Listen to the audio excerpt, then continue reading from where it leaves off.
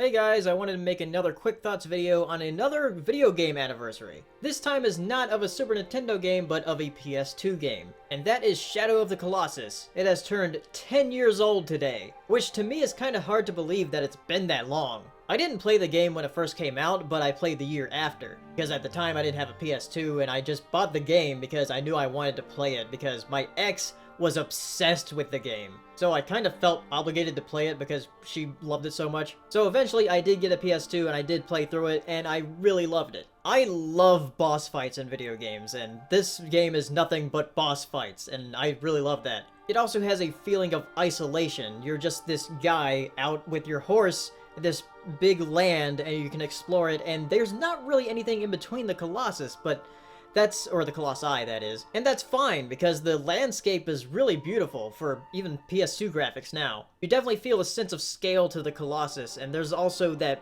epic music that plays throughout. It's one of the best orchestrated video game scores ever. The story is kind of vague, but in a good way. You can kind of interpret it how you want to.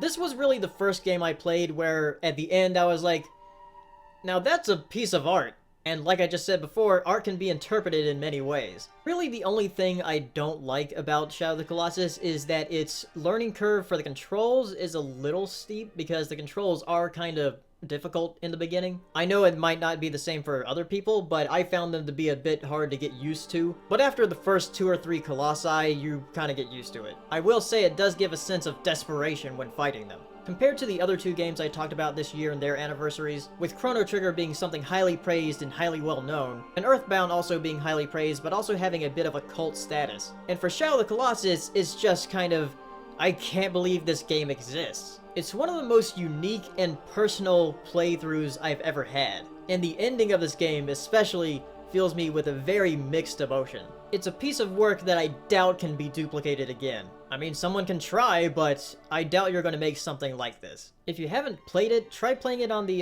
Shadow of the Colossus Ico collection, or Eco, whichever you pronounce it. I've been replaying it this weekend. I used to have it on PS2, but I don't have that one anymore. And it's definitely a game that every gamer should experience at least once. I played through it like 3 times when I had it on PS2.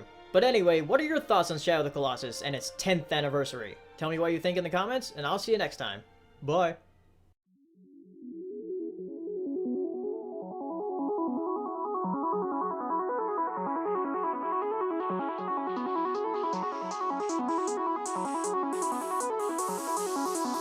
Good evening, ladies and gentlemen. Well, by now we're getting a bit used to winter. We're like soldiers in the middle of a campaign, growing hardened to discomfort and better able to take it.